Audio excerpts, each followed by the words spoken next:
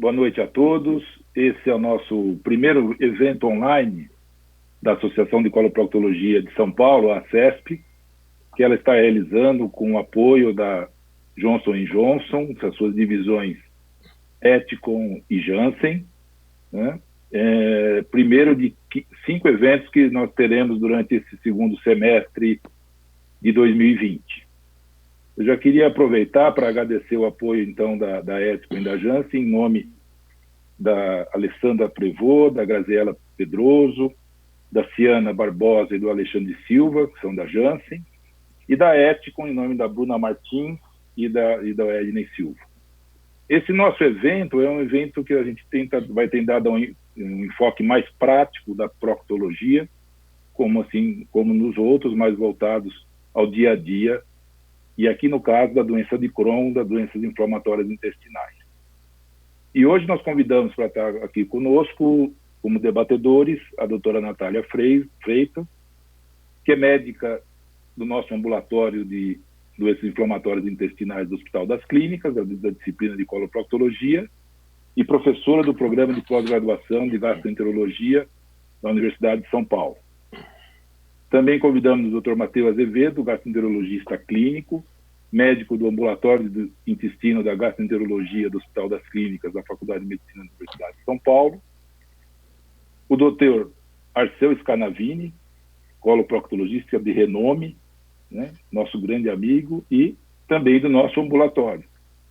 E, finalizando, o Dr. Carlos Sobrado, ex-presidente da Sociedade Brasileira de Coloproctologia, ex-presidente da CESP e coordenador do nosso ambulatório de doenças inflamatórias intestinais da disciplina de coloproctologia do Hospital das Clínicas da Faculdade de Medicina da USP. E nós vamos, então, iniciar com o primeiro caso clínico, que será apresentado pela doutora Carolina Gracioli Facanali, que é médica coloproctologista e pós-graduanda da disciplina de coloproctologia e colaboradora do ambulatório de doenças inflamatórias intestinais do HC FEMUSP. Então vamos para o primeiro caso, vamos lá.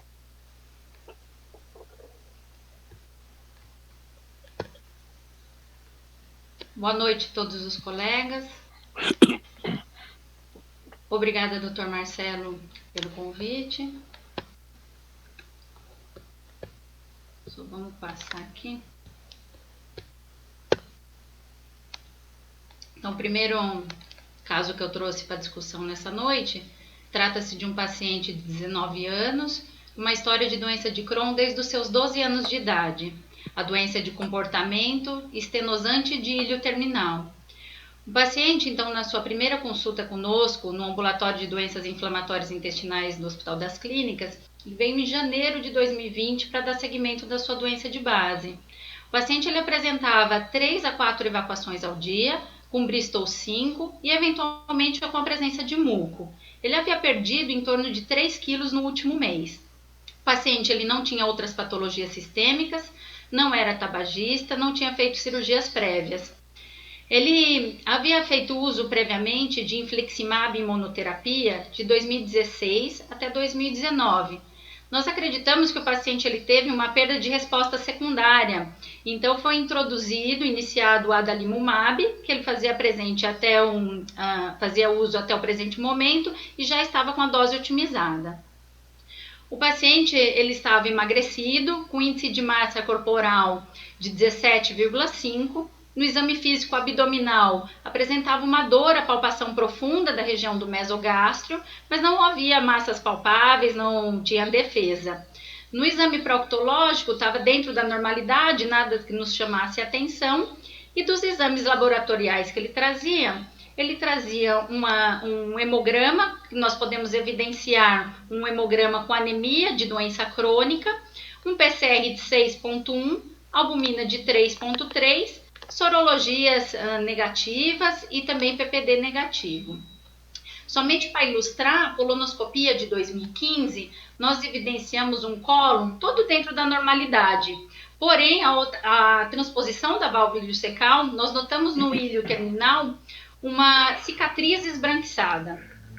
Já em 2018, na colonoscopia, nós podemos visualizar todo o cólon também dentro da normalidade, porém umas ulcerações profundas, serpiginosas. Essas ulcerações, vocês notem que elas têm uma camada espessa de fibrina e aproximadamente 10 centímetros da válvula ileocecal, essas ulcerações ficavam mais confluentes, ocasionando uma subestenose na região que impedia a passagem do aparelho.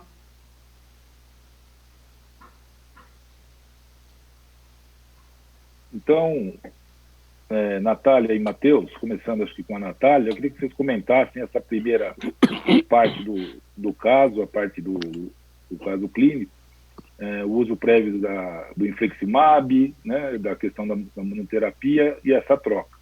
Então, acho que começaríamos pela Natália, né, dando a sua opinião.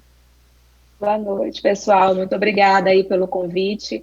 Fico muito feliz de fazer esse webinar entre amigos hoje. Respondendo à sua pergunta, então, um paciente que fez uso de infliximab em monoterapia e aparentemente tinha uma resposta inicial, né?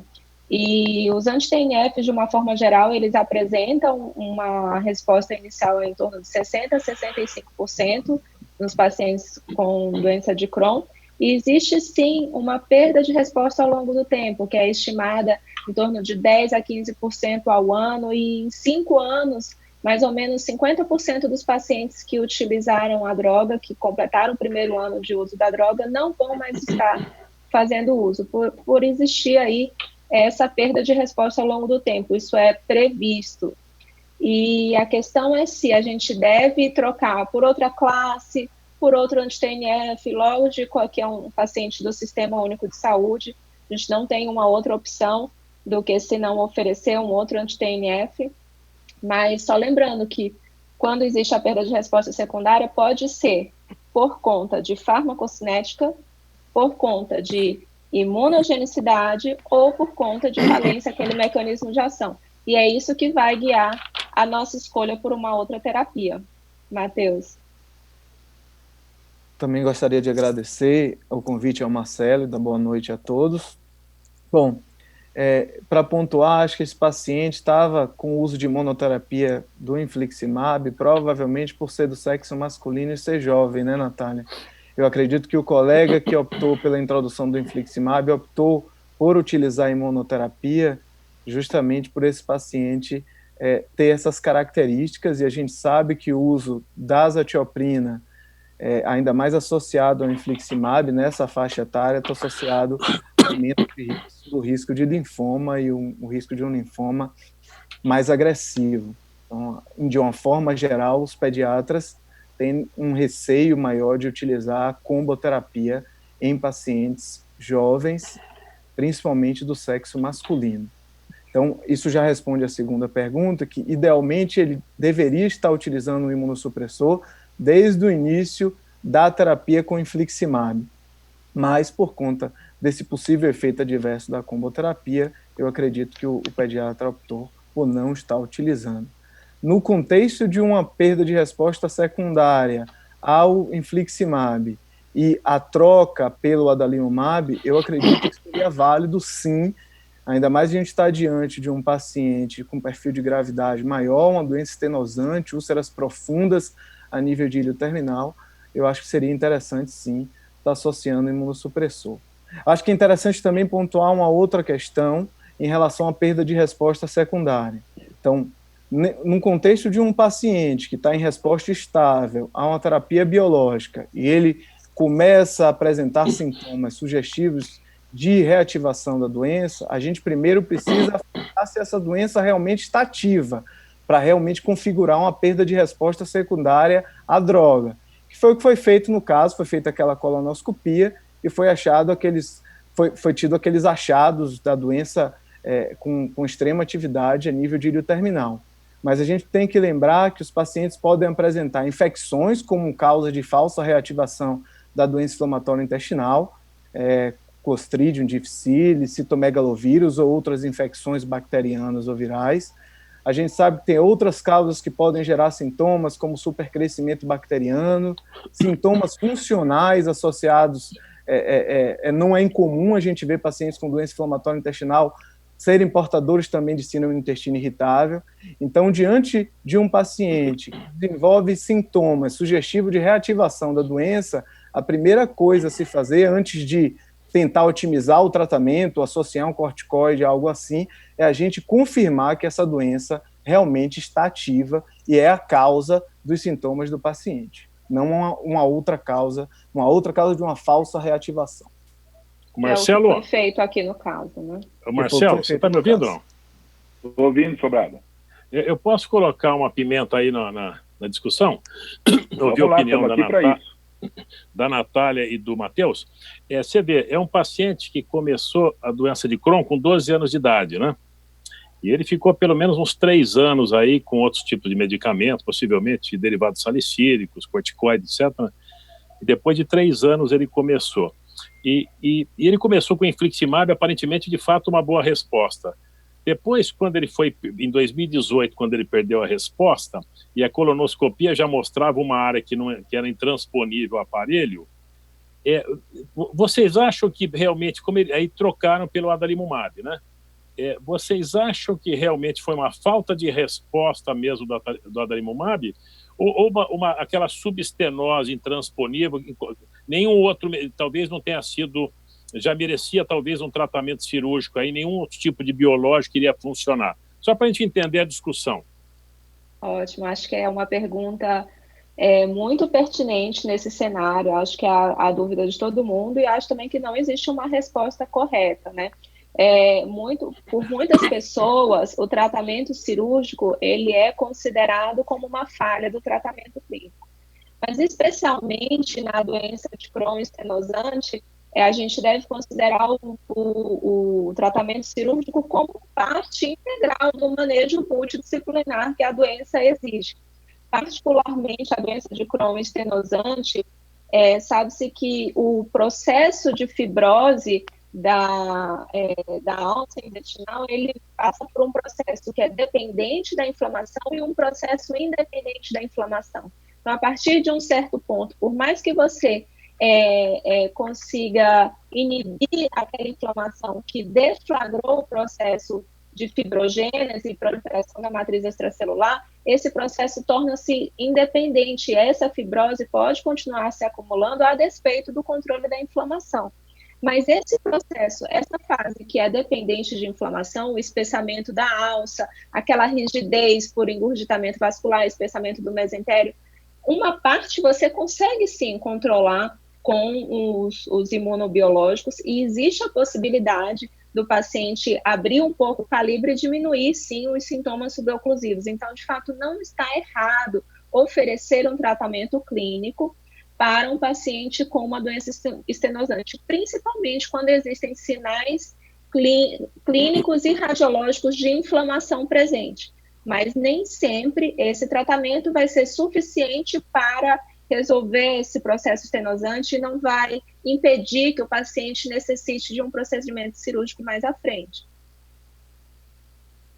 Muito bem. Perfeito. Vamos em frente, então, porque tem muita coisa nesse caso. Arceu, então, no momento atual, tudo isso que foi colocado, um paciente jovem que, com a questão da não resposta aos anti-TNFs, o que você faria? Que exames você solicitaria, que ele vem com 2 colonos anteriores que você viu aí? O que você faria a partir de agora para esse paciente? Borba, obrigado pela oportunidade de participar nessa discussão.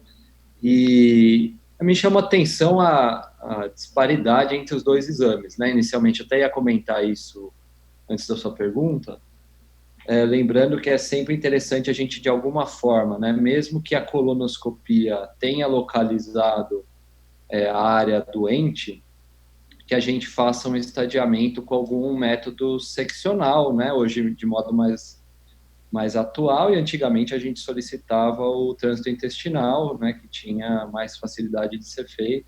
Hoje em dia é o contrário, né, muito mais fácil a gente conseguir pedir uma tomografia ou até mesmo uma ressonância para a gente avaliar o restante aí do intestino delgado desse paciente, né?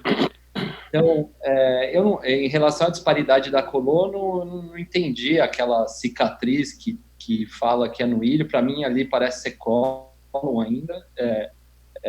Não sei se não chegaram na área doente, o que às vezes acontece, né? E vem um exame normal, o paciente é altamente sintomático, e depois, num exame mais para frente, às vezes consegue chegar na área afetada e pode ter essa disparidade entre os exames, né? Que o método seccional eventualmente vai pegar aí uma doença de ilho terminal, mesmo que seja ainda só de ilho terminal, mas às vezes complementa mesmo a avaliação inicial realizada pela colonoscopia, né? Então, assim, levando em conta, pelo que eu entendi, que é uma falência de tratamento, né? É um rapaz jovem, que a gente, pelo que eu entendi, também está caminhando para, ou seria associar aí algum imunossupressor, ou realmente ver aí a decisão a partir desses exames de imagem se seria caso de indicação cirúrgica, né? Então, a princípio eu penso na questão de um exame de imagem seccional aí para a gente complementar a avaliação até agora. Só para a doutora Carolina, quando estava avaliando o caso, né, porque esse paciente chegou no nosso ambulatório vindo depois da pediatria, ela comentou justamente essa disparidade e a questão de ela não ter encontrado, talvez, a entrada no ilho, né, a intubação do ilho, a visualização do ilho. A gente não sabe se naquele momento teve um pouco disso, né? Então, como você comentou, você disse, não chegar até a doença. Mas, Carol, vamos em frente, ver o que foi feito a partir desse momento. Sim. Então, nesses casos de doença inflamatória intestinal, principalmente doença de Crohn, a gente pensando que o paciente pode ter um acometimento do ilho, importante os endoscopistas, aproveitando aqui com meus professores que estão presentes, né, acabar ultrapassando a válvula iliocecal, percorrendo um pouco mais, porque realmente o Dr. Arceu tem razão, a doença ela estava mais adiante da válvula iliocecal, em torno de 10% que começava a doença, todo o cólon estava dentro da normalidade. Então, foi solicitado um exame de colonoscopia, agora mais recente, foi realizado em março de 2020, nós podemos ver todo um cólon dentro da normalidade. Porém, aqui na ultrapassagem da válvula iliocecal, na transposição, nós podemos ver antes da transposição uma válvula iliocecal um pouco mais abaulada e aproximadamente 10 centímetros após essas ulcerações mais confluentes do que em 2018, ulcerações profundas, com uma camada de fibrina espessa, no toque do aparelho bem friável e uma piora da subestenose nessa região que era intransponível ao aparelho. Também o resultado da biópsia veio negativo para Bar, para fungos, para citomegalovírus, veio ausência de neoplasia, veio compatível mesmo com doença inflamatória intestinal do tipo doença de Crohn, né? Ele fazia esboços granulomatosos. Foi solicitado o exame que o Dr. Arceu sugeriu, uma enterotomografia. A enterotomografia de março, nós podemos ver, então, um comprometimento de uma doença mais ativa na região de ilho distal, em que nós notamos desde a válvula iliocecal até o segmento mais distal de ilho terminal, uma parede bem espessada, né? Então, o espessamento parietal com hiperrealce mucoso, que é um sinal de atividade da doença inflamatória. Fora isso, nesse corte coronal, nós podemos evidenciar melhor nessa região todo esse espessamento, uma subestenose aqui importante das alças sendo ocasionadas por esse processo inflamatório, então é um ilho bem doente, e uma densificação da gordura mesentérica, que é um sinal de cronicidade da doença. Então essa densificação da gordura toda aqui em volta, além de linfonodos pericólicos ileais aumentados. paciente ele trouxe o resultado desses exames para nós no mês de maio. Quando ele chegou, ele falou que ele estava apresentando uma dor abdominal associada à distensão, principalmente após a alimentação. E quando ele se alimentava ainda tinha náuseas e apresentava vômitos. É um quadro bem típico de suboclusão intestinal. O paciente foi avaliado, foi indicado internação hospitalar para ele. Na ocasião, foi suspenso o adalimumab. Agora, então, Sobrado, e aí? Estamos nessa situação. Estamos em maio, ele chegou, fez os exames que o Arceu sugeriu, né? Já fez a outra parte, né? E está dessa forma. Então, vamos iniciar com você, depois passar para os nossos colegas gastroenterologistas. O que fazer agora? É um caso muito grave, né? Quer dizer, um paciente muito jovem, né? Com histórico aí de falta de resposta a 2 anti-TNFs, com quadro suboclusivo. Ele teve uma perda de peso importante, já tinha um IMC de 17, dor abdominal. Então, é um paciente, Marcelo, que no meu ponto de vista ele vai precisar ser internado, né? Vai precisar melhorar o estado nutricional dele, é fundamental, vai precisar ser preparado e melhorar o estado nutricional, a correção de distúrbio eletrolítico, etc., ver a parte infecciosa. E é um paciente que, no meu ponto de vista, o tratamento é cirúrgico, aí não adianta nós tentarmos nenhum outro tipo de terapia conservadora para ele. A questão é melhorar bem o estado geral, porque você nota mesmo nesse exame radiológico, de imagem, e tem um espessamento de parede, uma estenose, dilatação montante. Volta um pouquinho, Carol. E a gente pode ver uma série de gânglios ali. Você vê uma paniculite importante, gânglios, né? Você vê uma estenose. É um exame, tá lindo, o exame é muito bonito. Mas isso aí, o tratamento é cirúrgico, aí não adianta. É fundamental esse paciente ser bem preparado para a cirurgia pelo risco, alguns fatores aí de risco cirúrgicos, né? Que esse paciente tem, então acho que tem que ser bem preparado, às vezes internar, ficar uns 15, 2, 3 semanas preparando o estado geral para operar. Acho que essa é a indicação cirúrgica. Obrigado, Sobrado. Arceu, concorda? Quer algum comentário?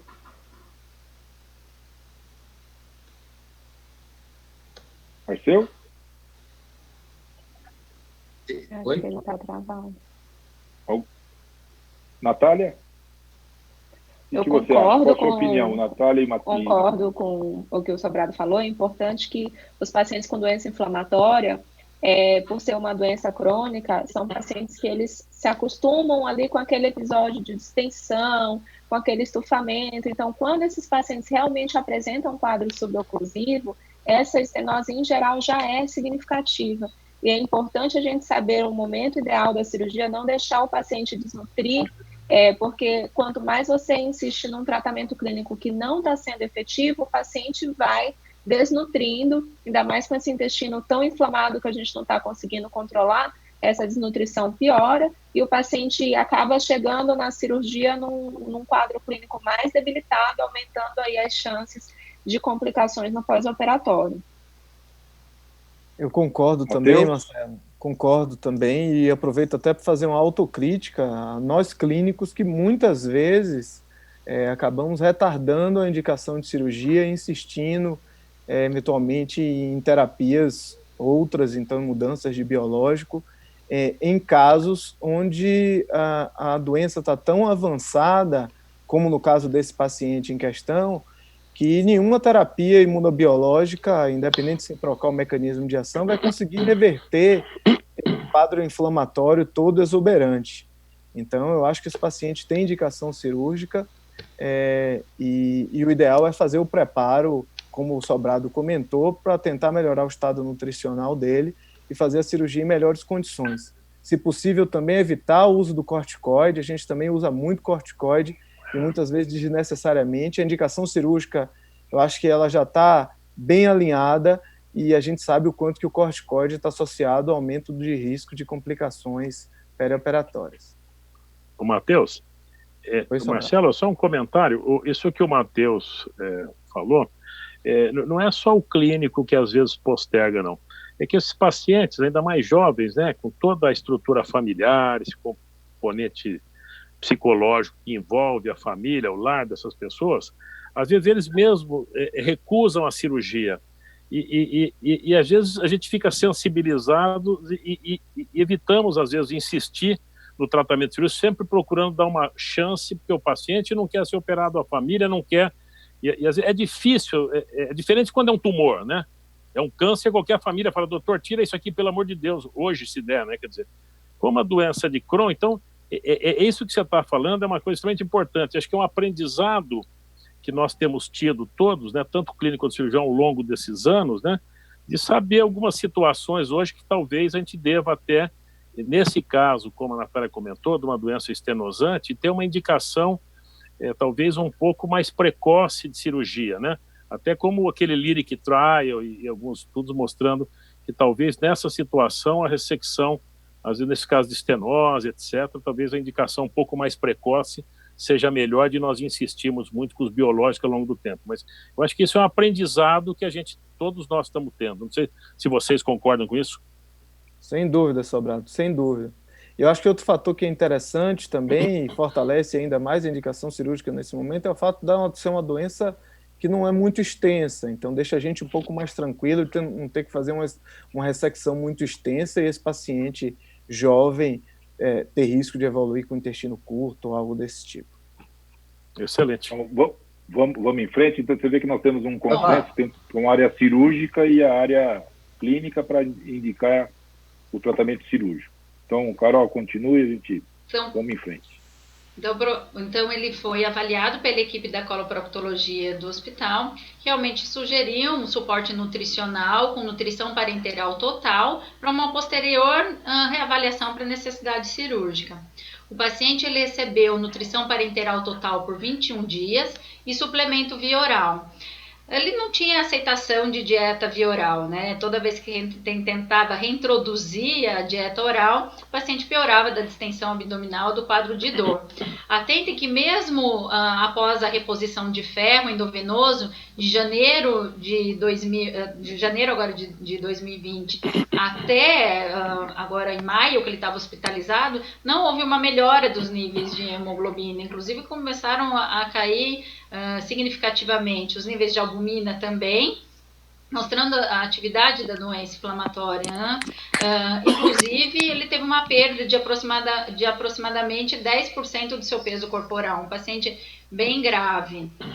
Foi feita uma enterotomografia de controle após a nutrição parenteral total, e nós não evidenciamos uma melhora clínica. Inclusive, ele persistia com essa dilatação de alças colônicas e também de Delgado após a subestenose, né? Então essa dilatação de alças a montante, a subestenose importante, o processo inflamatório naquela região persistia, além dos linfonodos pericólicos ileais aumentados. Então mostrou uma atividade da doença bem exacerbante. O paciente ele encontrava-se pronto, à medida do possível, né, da sua doença, para cirurgia, no dia 30 de maio. Porém, em vigência da pandemia do Covid-19, é protocolo no hospital, nós fazemos o teste de coronavírus para todos os pacientes para cirurgias eletivas. Então, o paciente foi submetido ao swab de nasofaringe e nós podemos visualizar que mesmo que assintomático do ponto de vista respiratório, ele apresentava o teste positivo, foi detectado coronavírus circulante. E agora, Natália e Matheus. Matheus, podia comentar um pouco a questão do Covid, a doença inflamatória, essa situação que nós estamos vivendo, né, que vocês viram esse paciente teve internado e desenvolveu contaminação pelo Covid. Pode falar, Natália. Matheus? Pode ser você, Matheus, depois ela fala. O microfone dela está mudo. Pode ir, Matheus, depois eu falo, então. Na verdade, assim, a gente precisa focar nessa questão do PCR positivo, que a gente tem alguns dados lá da China, no início da pandemia, que os pacientes que foram operados e eles evoluíram com disfunção respiratória, com insuficiência respiratória no pós-operatório, foram feitos exames com PCR positivo para a COVID. Então, acredita-se que a gente levar um paciente desse para um ambiente cirúrgico, para submeter a um trauma cirúrgico, no contexto de um PCR positivo, isso poderia gerar um impacto bem negativo em relação à evolução clínica desse paciente com insuficiência respiratória e um quadro de resposta inflamatória sistêmica mais exuberante ainda. Lembrar que o paciente já estava com fatores de risco para doenças mais graves por COVID, como desnutrição. A imunossupressão, eu vou deixar a Natália comentar, em termos do risco de COVID com o tratamento imunossupressor que ele estava utilizando. E a doença em atividade, né? Então, ele tinha desnutrição e tinha doença em atividade como fatores associados a um prognóstico ruim por infecção por COVID. Se a gente fosse submeter esse trauma cirúrgico com esse PCR positivo, o risco desse paciente evoluir desfavoravelmente seria pior ainda. Então, o ideal seria postergar esse procedimento cirúrgico até uns 14 dias e, preferencialmente, com 2 PCRs negativos. Natália, quer falar? Antes de falar especificamente do contexto da imunossupressão da infecção por COVID, eu queria só comentar o estado hipercatabólico que esse paciente se encontra, né? Que às vezes a gente fica querendo fazer 2, 3 meses de nutrição parenteral num paciente que está hipercatabólico, com muitas citocinas inflamatórias circulantes, e isso pode, tanto que aconteceu com o nosso paciente, é que ele piorou mesmo recebendo nutrição parenteral. Então, às vezes, postergar muito o procedimento cirúrgico com o intuito de querer um estado ótimo nutricional, a gente nem sempre vai conseguir. Com relação à infecção com COVID e o uso das terapias imunossupressoras para doença inflamatória, existia um certo receio, qual seria o comportamento da doença nos nossos pacientes que são tratados com imunossupressão. É consenso que não existe nenhum risco maior de se adquirir infecção e nem que a doença vá pior nos pacientes tratados com os tratamentos imunossupressores da doença inflamatória. A gente já tem um registro internacional com mais de 1.000 pacientes que tiveram doença, que tem doença inflamatória e que adquiriram COVID. As taxas de mortalidade, complicação, necessidade de UTI, ventilação, não são maiores nessa população e, dependendo do país que se comparar, podem até ser mais baixas. Lembrando que alguns tratamentos imunossupressores, principalmente aí os anti-TNFs, existe uma teoria de que a utilização do anti-TNF possa bloquear a tempestade de citocinas desencadeada aí pelo coronavírus. E numa análise preliminar desse registro internacional, que chama Secure-ABD, acabou de ser publicada no Gastroenterology com mais de 500 pacientes, os medicamentos imunossupressores não se associaram a um maior risco de complicações, exceto o uso do corticoide. Então, o corticoide realmente é o mais implicado como um fator de risco para complicações da COVID. Os outros fatores de risco conhecidos, além das comorbidades e idade, é o uso de nutrição parenteral e a doença em atividade. Então, o paciente tinha aí, como o Matheus comentou, fatores de risco para ter um desfecho mais grave da COVID-19. Eu tenho uma dúvida, Natália e Matheus. Vocês estão me ouvindo agora? Vamos sim. Sim. Maravilha. Eu não entendi, esse paciente ele foi internado e ele não recebeu corticoide? Será que foi em vigência da questão do COVID? Porque, assim, normalmente em um caso como esse, receberia corticoide como base do tratamento aí dessa descompensação que ele apresentava, que foi visto no ambulatório, né? Ou corticoide, ou antibiótico. Não ficou claro na apresentação se ele recebeu e não foi comentado, ou se ele não recebeu, e por que não recebeu, se vocês fariam isso também. Acho que no momento que ficou definido que a conduta é cirúrgica, eu não faria o corticoide mais, porque a gente só iria aumentar o risco de complicações perioperatórias nesse caso, né? Se a gente tivesse uma chance de não indicar o procedimento cirúrgico e utilizar o corticoide apenas como uma terapia de resgate para resguardar o procedimento cirúrgico ou utilizar um outro tratamento, adicionar um imunossupressor e esperar esse imunossupressor fazer efeito, eu acho que o corticoide teria vez, mas no momento em que ficou decidido que o tratamento vai ser cirúrgico, eu não vejo a necessidade aqui do corticoide. Não sei se o Matheus concorda comigo. Eu já comentei, inclusive, isso. Justamente no contexto de um paciente que já tem indicação cirúrgica, acho que o ideal é evitar o corticoide justamente por estar associado a piores desfechos. E foi até importante nesse contexto do paciente por conta do PCR positivo para o coronavírus. Inclusive, o paciente não desenvolveu sintomas clássicos do coronavírus, não é, Carol? Não, o paciente era um portador assintomático. Exatamente, mesmo com os outros fatores de risco. Tá certo, mas talvez isso, o fato de não ter usado o corticoide, explique essa resposta muito ruim dele à terapia nutricional, que normalmente a gente não vê isso, né? O paciente só piorou, mesmo com o uso da parenteral, né? Então, assim... Marcelo? Não sei. Sim.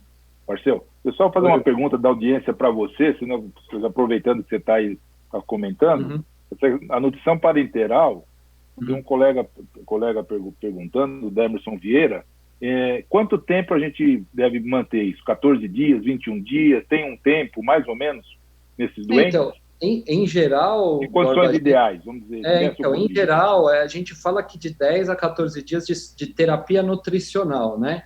Aí fica a critério da equipe de nutrologia se vai optar por enteral ou parenteral.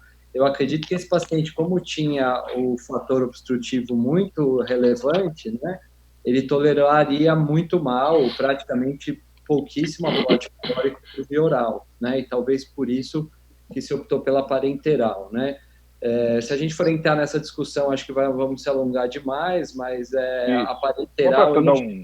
em geral, os conseguem dizer que a parenteral é superior à enteral, pelo contrário, acho que alguém o Matheus ou a Natália comentaram que parece que a parenteral é inferior à enteral, né? Mas especificamente nesse paciente foi optado pela parenteral e a gente viu o resultado, pelo menos laboratorial, nem tudo também pode ser transmitido só pela análise dos exames laboratoriais, né? Mas assim, esse paciente não respondeu bem, né, ao tratamento clínico, vamos chamar de tratamento clínico, o uso da terapia parenteral, né?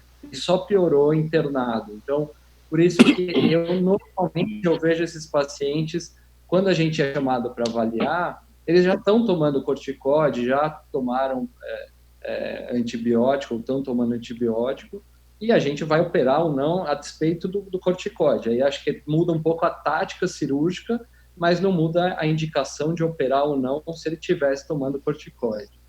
Marcelo, eu quero só fazer um comentário, Marcelo.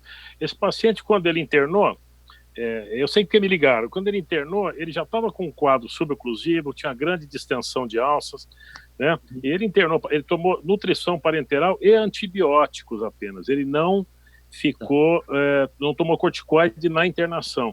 E aqui a Natália comentou que ele estava num hipercatabolismo muito acentuado, quer dizer, então ele internou para operar mesmo, por isso que não deram corticoide para ele. Tá certo. Tá bom. Vamos em frente para a gente ver que tem muita coisa ainda para discutir. Vamos lá, Carol. Então, rapidinho. O paciente ele foi transferido para a ala Covid do hospital, recebeu o tratamento clínico. Após 15 dias, foi repetido o exame de PCR, o paciente teve o vírus não detectado, e como mesmo o Dr. Matheus já falou, depois de 5 dias foi repetido o exame, então é protocolo no nosso hospital, repetiu o exame, e ele tem então os 2 PCRs aí negativos, Matheus. O paciente ele teve uma melhora dos níveis nesse período, né, à medida do possível, dos níveis de hemoglobina acabaram aumentando um pouco, ficou de 11,2, os níveis de albumina também melhoraram, tá em torno de 2,7, porém o PCR bem aumentado, né, uma clássica indicação cirúrgica, o paciente não teve melhora, uma piora até da enterotomografia, evidenciando a distensão de alças, de ilho, de delgado, e o paciente, de ilho de colo, e o paciente foi submetido à cirurgia no dia 23 de junho agora. Então, vamos agora para a parte para os cirurgiões. Arceu, primeiro. Via de acesso, laparotomia, videolaparoscopia ou robótica? Que aí não tá. Mas então, Borba, eu comentar rapidinho isso. Eu estava batendo a cabeça aqui, exatamente o que eu faria se eu tivesse que operar esse paciente aí nesse momento aí que a gente estava vivendo, né? No olho do furacão. Você vê que é um paciente bem magro, jovem, né? E tem a questão do Covid também. Então, é difícil, porque assim, ele teve já o contato, ele está imunizado. Apareceu o IgG ali? Acho que não, né? Mas assim, não. Eu acho que eu tentaria confirmar que ele está imunizado para indicar laparoscópica, tá? Seria assim, o meu raciocínio seria mais ou menos por esse caminho, tentar usar a laparoscopia, porque do ponto de vista fora do contexto do Covid é o que a gente faria, tá certo? Se eu fosse operar esse paciente e ele não tivesse tido coronavírus, talvez eu tenderia a indicar laparotomia para ele, tá? Porque a gente estava com muito medo de fazer laparoscopia nesse cenário aí da possibilidade do paciente poder fazer COVID, ter uma infecção por COVID no pós-operatório, porque tem a questão da piora ventilatória dos pacientes no pós-operatório relacionada ao pneu peritônio. Então, a gente, talvez, se ele não tivesse sido sensibilizado, eu tenderia a indicar por laparotomia. Como ele teve contato, se ele tiver com IgG positivo, eventualmente eu indicaria a laparoscopia. Vou só comentar via de acesso, acho que é isso que eu pedi, né? Isso. Sobrado. Nesse caso, se você quiser comentar rapidamente sobre via de acesso, pode comentar, mas a pergunta seria a terceira. Anastomose, sim ou não? Pensaria em fazer estoma ou depende do que você encontrar na cirurgia? E anastomose, você vai fazer um estoma ou você vai fazer anastomose primária? Queria que você comentasse isso para nós. Tá, Marcelo, eu acho que sempre que possível, né, isso é a tendência, eu acho que a abordagem tem que ser por laparoscopia. Eu acho que, claro, alguns casos, né, que de uma grande massa, grande distensão, ou alguma situação muito especial aí, uma peritonite muito intensa, alguma coisa, perfuração, não, mas eu acho que a tendência nossa e do serviço nosso lá é a gente, cada dia mais, a gente pegar expertise em cirurgias por videolaparoscopia, todo o time, né, e melhorando o treino, etc. Mas eu acho que sempre tem que começar por laparoscopia. Eu acho que essa é a abordagem.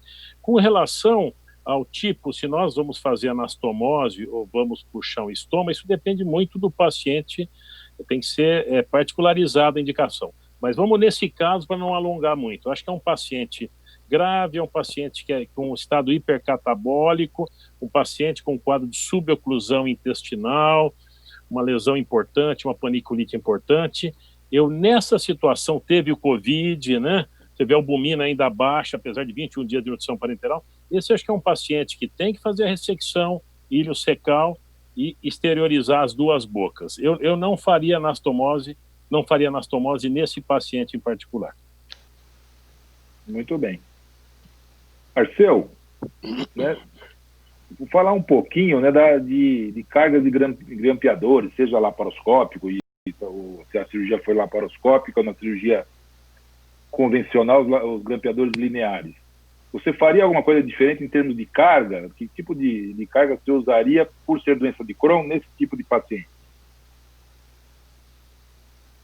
Se a gente fosse fazer uma anastomose, Borba, o que a gente faz normalmente eu costumo usar a carga branca no ilho, a não ser que o ilho esteja espessado, e talvez aí nesse caso, como havia o componente de luta ali pela suboclusão, o ilho provavelmente estava espessado, né? Então, a tendência talvez fosse não usar branca, o que a gente usa às vezes, né, cirurgia que mexe em delgado sadio, a gente tende a usar branca pela questão dos grampos serem mais curtos, eles darem um pouco mais de hemostasia, né, diminui um pouco a chance de sangramento na linha do grampo. Então, nesse caso, acho que eu tenderia a usar o azul no ilho e azul no colo, e a anastomose a gente costuma fazer intracorpórea, né, com ou sem auxílio de robótica, aí depende da disponibilidade. Eu faço anastomose isoperistáltica, fecho o mesentério e, eventualmente, também, se tiver disponível, eu considero usar reforço na carga. Tá? Daí eu uso a carga com reforço em toda a anastomose, tanto no fechamento dos cotos do ilho do cólon, como na anastomose, e aí fecha a entero e a colotomia ali manualmente, né? Assim que eu costumo fazer, tá bom? Nesse caso, eu acho que eu concordo com o Sobrado que eu não faria anastomose, e a minha tendência seria só exteriorizar o ilho como se fosse uma ileostomia terminal e não fazer as duas bocas, mas aí é questão de costume mesmo. Como ele não tem nenhum indício de doença no cólon remanescente, o que não teria risco, por exemplo, de fazer um segmento de cólon fechado, né, que não conseguiria drenar pelo ânus, eu não ficaria desconfortável de só seccionar e fechar o cólon, e depois, quando fosse reconstruir, fazer a anastomose também de modo intercorpóreo. Acho que essa que é a única diferença em relação ao Sobrado. Sobrado, rapidinho, uma outra pergunta. Vamos dizer que a gente vai fazer uma anastomose convencional com grampeador linear. Você faria uma anastomose anisoperistáltica, tipo Barcelona, com 2 disparos, ou mesmo assim você faria uma isoperistáltica com 3 disparos? Marcelo, convencional, igual na laparoscopia. Apesar de haver controvérsias do melhor tipo de configuração da anastomose, eu acho que a látero-lateral é melhor do que, obviamente, a término-terminal ou término-lateral, acho que é látero-lateral. Agora, eu acho que se você faz anisoperistáltica, né, que é o Barcelona, que nós temos até um trabalho publicado juntos, né, Marcelo? 1995, faz um pouco de tempo. 96, foi 1995, não foi? Foi 95 e 96. 96, nós publicamos Barcelona, 30 casos, alguma coisa assim, eu me lembro. E depois nós começamos a fazer só isoperistáltica, né? E você sabe que a avaliação que nós fizemos até o ano passado também era um grupo pequeno, quer dizer, não teve nenhuma diferença com relação à parte funcional, obviamente é uma experiência pequena, mas eu acho que tanto faz. Normalmente eu faço também isoperistáltica, que nem o Arceu falou, mas fazer anisoperistáltica também não, no meu ponto de vista, as que eu fiz não tem. E acho que tem que reforçar, acho que num caso mais complicado, parede espessada, além de grampear, tem que fazer algumas situações, eu uso a carga verde ou dourada, quando a parede está um pouco mais espessada, mas aí tem que fazer um reforço da anastomose após o grampeamento, acho isso importante. Beleza. Vamos em frente, Carol? A anastomose sempre mecânica, viu? Mecânica. Você podia comentar o vídeo para gente? Pois não. Então, eu acho, esse caso, vocês notam, quer dizer, ele tem uma parede bem espessada do ilho, e dá para notar já o mesentério ali do ilho, você vê a artéria ilioceco-apêndico-cólica, aí você nota que o meso, até está muito espessado, e dá para ver até umas áreas nodulares ali, que é a presença de gânglio. Acho que a liberação é de médio para lateral, né, medial para lateral, você tem que ir dissecando, tá, a ilioceco-apêndico-cólica levantada, e nessa, eu lembro porque o Lucas me falou dessa cirurgia, ele tinha uma certa aderência aí no reto peritônio. Uma parte do ilho estava aderido no reto peritônio, eles foram por médio lateral até onde deu, e depois eles tiveram que fazer toda a dissecção lateral.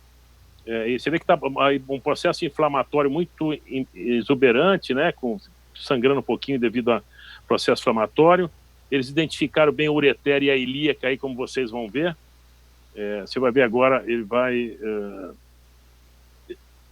Agora vai fazer a ilíaca e o ureter amarelo passando por cima, ele vai fazer a ligadura da ilioceco-apêndico-cólica. Nessas cirurgias, Marcelo, eu acho que é muito importante, quando a gente vai fazer uma ressecção iliocecal, tem que fazer uma boa mobilização, tanto do cólon direito quanto do transverso. Eu acho que não adianta uma pequena liberação nessa manobra de coca na goteira, mas tem que ser uma ampla liberação tanto da goteira quanto do intercolo epiploico, como eles estão fazendo, de modo que você consiga fazer uma anastomose e levar o ilho para o transverso, aí, aproximar alguma coisa, fazer uma anastomose sem tensão nenhuma. Porque às vezes a pequena dissecção, a pessoa tenta, às vezes por vídeo, fazer uma anastomose, fica tensa, E esse é um tipo de anastomose, Marcelo, em casos desses, quando vai se fazer anastomose, que o índice de complicação e deiscência é muito alto. Assim, assustadoramente alto nesses casos mais graves que você às vezes insiste em fazer a anastomose. Aí eles puxaram para fora e não fizeram a anastomose, eles tinham decidido. Passa o próximo, Carol. Pode passar o próximo. E fizeram a esterilização das duas bocas da miculites, e falaram que estava bastante aderido no ureter e na ilíaca, ali na parte posterior. Então foi uma cirurgia bastante trabalhosa. Como Carol quiser comentar agora a evolução dele, Carol? Sim, o paciente, então, ele foi submetido a uma colectomia direita videolaparoscópica, como nós acabamos de visualizar. O paciente não foi feito a anastomose primária, nós deixamos ele com uma ileostomia e colostomia em cano de espingarda. Então, elas são maturadas juntas, que é a técnica de Mikulicz, que na próxima, quando for reverter, né, nós não precisamos abrir todo o abdômen novamente. O paciente, ele recebeu ceftriaxona e metronidazol, e recebeu alta no dia 4, agora passado, de julho. Vejam bem que para a resolução do quadro clínico do paciente, o paciente ficou internado quase 2 meses, né? Para ter uma resolução aí, não definitiva, mas do seu quadro. O paciente evoluiu bem. Se nós vermos a peça cirúrgica, nós podemos evidenciar um espessamento importante do ilho terminal, com ulcerações, e onde havia a subestenose, a válvula iliocecal bem doente, né? A anatomia patológica veio compatível com doença inflamatória intestinal. E agora? Primeiro, só queria falar que quem operou o caso foi o Dr. Lucas Sobrado, que é o nosso residente de 4º ano, né? Junto com o Dr. Rodrigo Ambar. E a opção também de se não se fazer a estoma é mais acertada, além do quadro clínico, para a história do momento atual do Covid. E, para completar o caso, né, eu queria que a Natália e o Matheus falassem rapidamente um pouquinho de prevenção de recorrência, o que nós vamos fazer com esse doente, quando nós vamos entrar com biológico novamente e que tipo de biológico. Eu vi esse paciente ontem no ambulatório, ele voltou com a gente, ele está muito bem, tá? A estratégia de prevenção da recorrência pós-operatória, que em geral é farmacológica, ela depende muito dos fatores de risco que o paciente apresenta antes do procedimento cirúrgico. E nesse caso, é um paciente com fatores de risco para recorrência pós-operatória, né?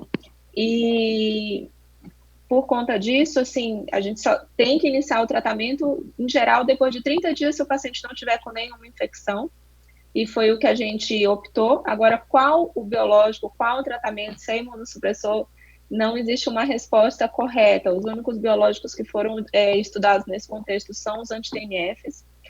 O paciente já utilizou 2 anti-TNFs, só lembrando que existe a possibilidade dele não ter respondido ao segundo anti-TNF por conta da quantidade de inflamação que ele tinha ali, né? Então, ele tinha uma doença obstrutiva, estava desnutrido, então talvez esse anti-TNF não deu conta de controlar esse processo que estava tão exacerbado. E, de repente, o anti-TNF no contexto pós-operatório, agora com essa doença resetada, com a remissão induzida cirurgicamente, vai fazer efeito.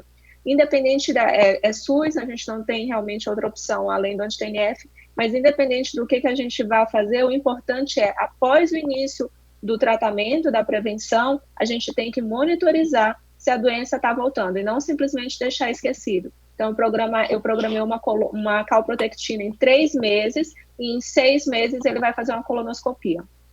Matheus? É isso mesmo, Natália, que você comentou.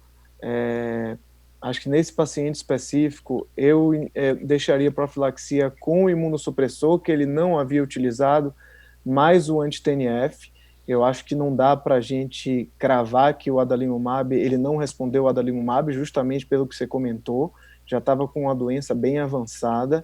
Acho que seria injusto a gente fazer essa conclusão em relação ao adalimumab. Então, a minha intenção aí, eu acho que eu deixaria com a azatioprina e o adalimumab e faria esse monitoramento, que é fundamental, como você comentou, também faria calprotectina em 3 meses, a colonoscopia em 6 meses, e a partir daí definiríamos a mudança ou não da terapia. Em relação aos novos biológicos, poderia ser também uma opção, mas a gente não tem tanta evidência com os novos biológicos quanto nós temos com os anti-TNFs, principalmente adalimumab e infliximab. A gente tem muito mais série de casos ou alguns relatos curtos de alguns centros. Então, as evidências ainda são pequenas com o Vedo e com os Tecnomab. Bom, antes que a Carol termine o caso, que podíamos terminar, né, foi feito isso, mas eu só quero responder 2 perguntas rápidas da audiência. João Ramalho perguntou quando vai reconstruir o trânsito. Isso aí a gente nem pensa. Precisa melhorar o estado nutricional, isso vai de 6 meses a 1 ano, provavelmente. E uma outra, que o Demerson Vieira falou, se o doente tiver várias estenoses, que frequentemente isso acontece. Acho que vai ficar muito mais complicado, mas a gente teria que aguardar, e cada caso é um caso, e iria dificultar muito, porque você teria que fazer várias suturas, né, num paciente extremamente comprometido. Então a tendência é operar, né, postergar mais a cirurgia, na minha opinião. Carol, para completar seu caso, para poder entrar com o Lucas. Não, realmente o paciente já tem o retorno ambulatorial também com a clínica agendado, ele está recebendo metronidazol. Com relação à terapia biológica, a Natália bem falou, então menos de 30 dias nós não temos a conduta. Se vai fazer mono ou comboterapia ainda nós estamos discutindo com a equipe. E ele está em programação de colonoscopia para ser realizada em 6 meses. É isso. Muito obrigado, Carol. Muito bem apresentado. Muito bem. Vamos dar continuidade? Parabéns. Parabéns. Vamos dar continuidade. Bom, vou aproveitar a oportunidade para agradecer vocês, que é a equipe que nos motiva, que nos faz crescer, que tem um espírito mesmo de todos estarmos unidos e todos comungam o mesmo ideal. Então, eu que agradeço a oportunidade. Obrigado. Muito bom. Agora nós vamos, os próximos 2 casos, que são um pouco menos complexos, serão apresentados pelo Dr. Lucas Boarini, né, do clã Boarini, de coloproctologia, nosso grande amigo, né? Que o Dr. Lucas é coloproctologista e colaborador do nosso ambulatório de doenças inflamatórias intestinais, membro do GDIB e pós-graduando da disciplina de coloproctologia do Hospital das Clínicas. Lucas, vamos lá.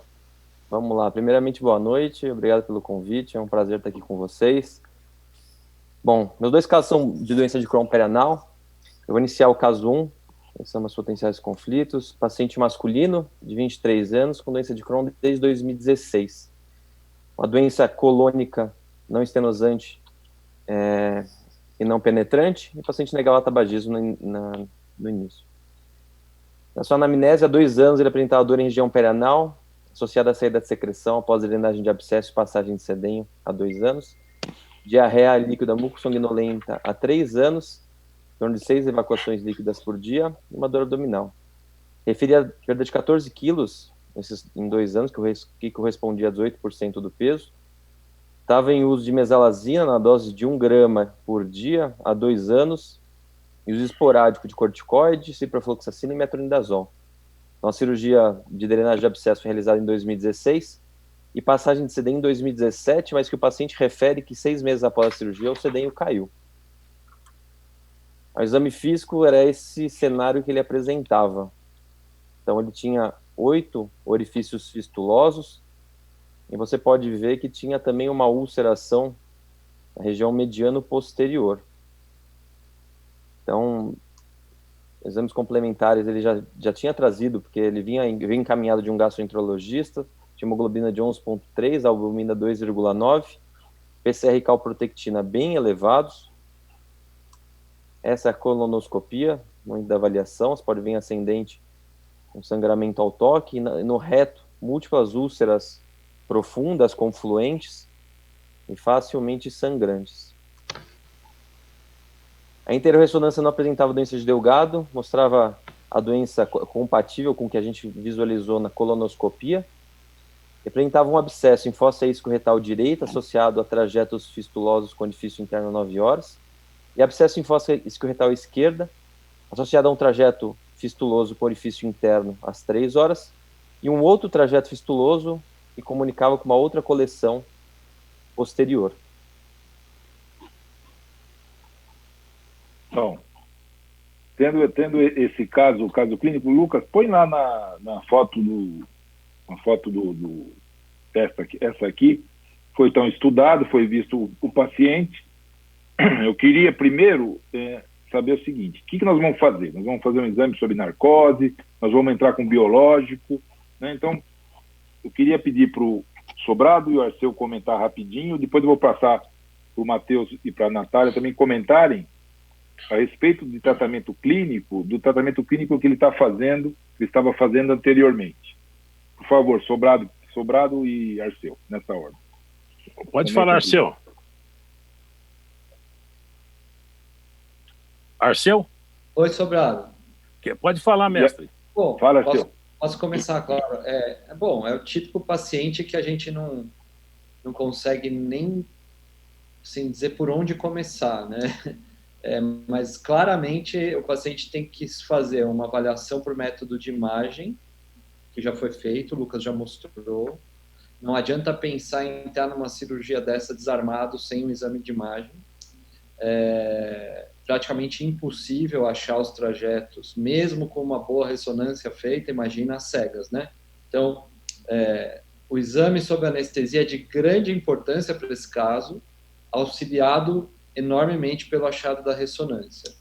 O que vai ser feito aí, basicamente, é tentar encontrar os 2 orifícios internos aí que foram apontados pela ressonância, passar sedenho nesses trajetos, vamos chamar esses trajetos de principais, e depois, provavelmente, há trajetos secundários que talvez envolvam só subcutâneo, a partir de lojas, né, que são aí originadas provavelmente por esses orifícios internos às 3 e às 9 horas.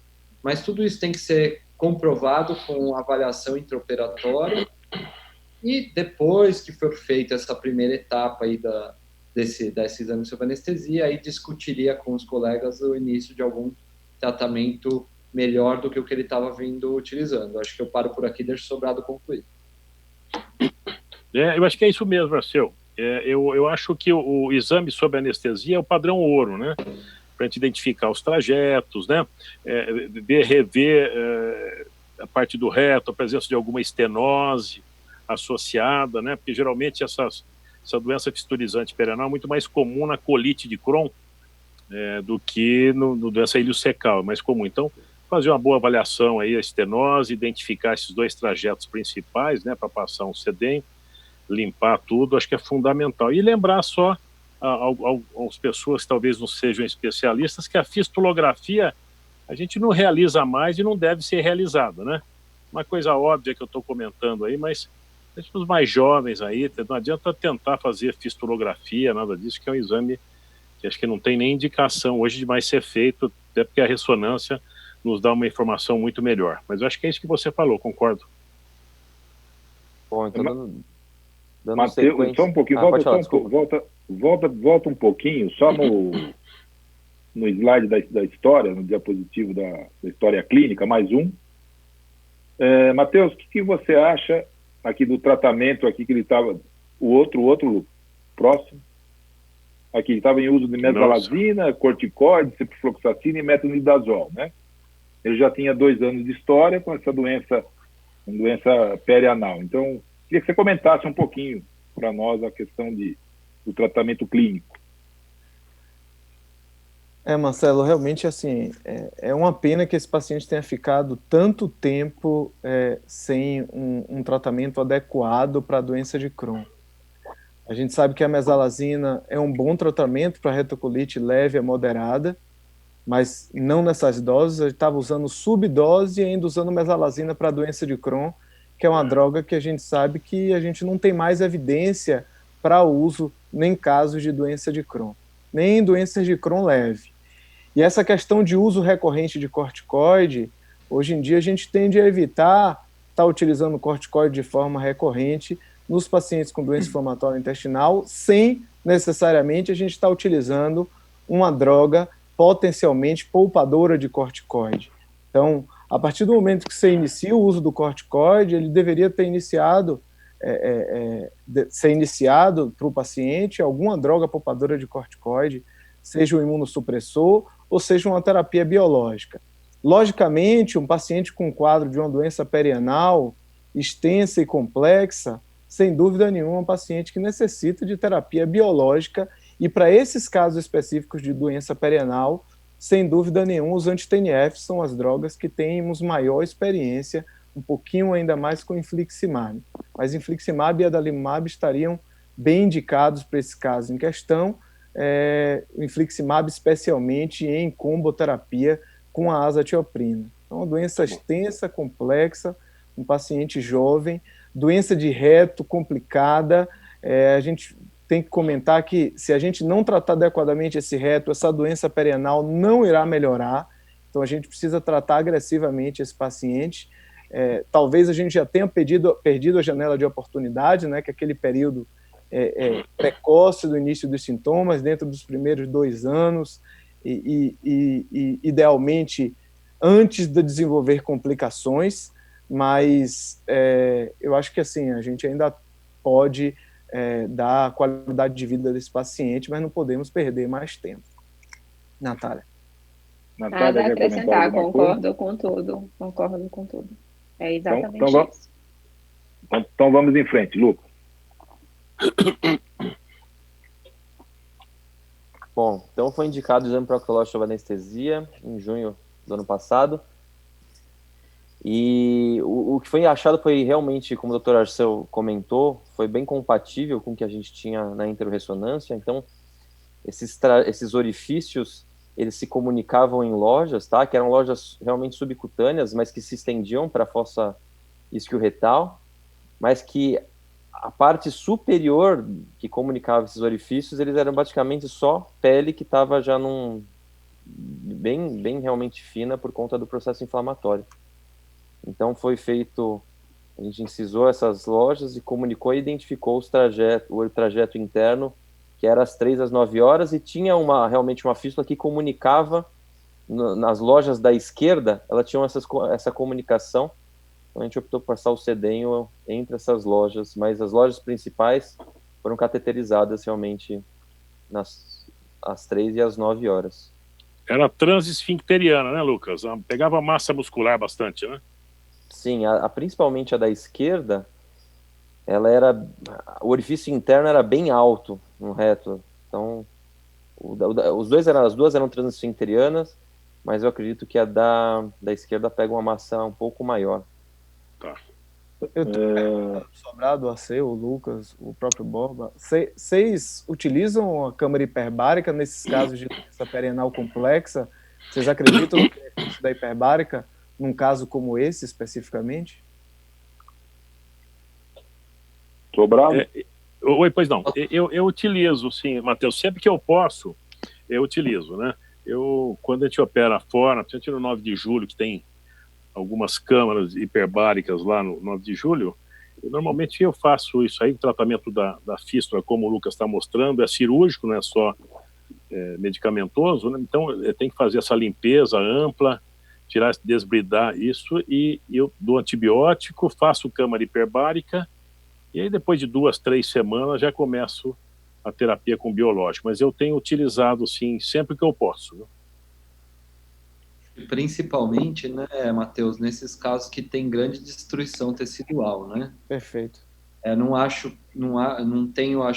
desconheço evidência que fale que há maior resolução da fístula em si, mas acho que num quadro como esse, às vezes a gente tem a percepção, por outros casos, eventualmente nem de Fournier, né, de outras doenças que causam destruição tecidual no períneo, de abreviar o tempo aí de cicatrização, né? Então, acho que eu lançaria a mão se estivesse disponível. Se não estiver disponível também, aí tem que ver o que dá para fazer, contar sempre com o apoio da equipe de estomaterapia dos hospitais. As enfermeiras hoje em dia têm recursos que antigamente a gente também não tinha, né, de curativo, né? Então, isso também acaba ajudando. O Arceu, eu só queria fazer um comentário, eu também concordo com você, na verdade faltam estudos, né, randomizados, controlados com isso, mas tem um trabalho que eu li, e publicado em 2014, do Dulai, aquele Dulai lá que está em evidência, que trabalha com o pessoal lá da Califórnia, de San Diego, né, Então ele publicou uma revisão sistemática que ele fez com 17 estudos, né, que incluíram 40 pacientes com doença de Crohn perineal grave, casos graves como esse que nós estamos vendo, né? E eles tinham uma média de mais de 2 anos de doença perineal. E ele usou antibiótico, tudo direitinho, e utilizou câmara hiperbárica. Ele fez esse estudo redução sistemática. E ele mostrou que aproximadamente 80% dos pacientes tiveram uma ajuda em termos de cicatrização, melhora, segundo ele, a avaliação dele, de cicatrização, mas não é o trabalho também em revisão sistemática, o treinador mostrando que o resultado ia aconselhando, nesses casos graves, de utilizar a câmara hiperbárica. É um estudo agora de 2014, interessante, que surgiu. Publicado na revista alemã, Pois não. Sobrado e Arceu, Lucas, volta no resultado cirúrgico ali. Na cirurgia, esse aí mesmo.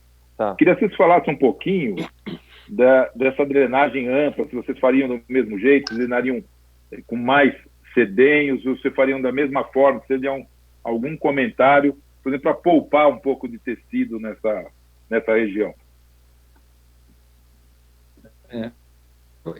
Borba, eu costumo ser um pouco mais econômico, eu não gosto de fazer desbridamento de pele assim, a não ser que, e acho que talvez foi isso que percebeu-se ali no momento da cirurgia, que já se mostrasse que o tecido está totalmente desvitalizado, né?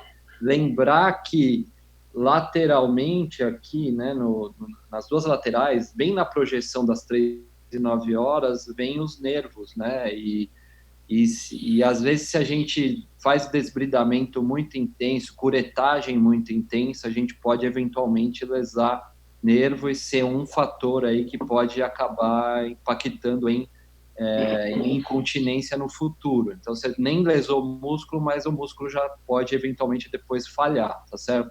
Então, é um cuidado que a gente tem quando entra com os residentes, de não deixar eles curetarem com a vontade que a gente tem, principalmente às 3 e às 9 horas. Então, essa estratégia de abrir o telhado aí do abscesso de maneira ampla garante uma resolução do abscesso sem que você precise curetar muito. Eu acredito que isso foi a opção aí, acho que foi o Lucas que operou, né, e acho que por isso talvez que ele fez essa ampliação aí das lojas drenadas, né. Eu queria fazer um comentário também, MB, que você vê, normalmente eu faço um pouco menos aí do que esse destelhamento aí que o Lucas fez, mas depende de cada caso, né, mas geralmente eu também faço uma incisão ampla e faço basicamente isso. Acho que o tipo de sedenho também a ser colocado, né? Acho que é uma coisa que tem, em alguns casos, com sonda de Nelaton, outros fios de nylon, eu já disse que não sei se eu fiz, fios de seda, esse Nelaton, tem vários tipos de situação. O que eu gosto de utilizar aquele Surge Loop, aquele Vessel Loop, e eu coloco tipo uma superposição e dou vários nós mantendo, eu acho que incomoda menos do que Nelaton ou sonda de Foley, como muitos utilizam. Mas eu acho que, de qualquer forma, isso pode ser utilizado qualquer tipo de fio procedente.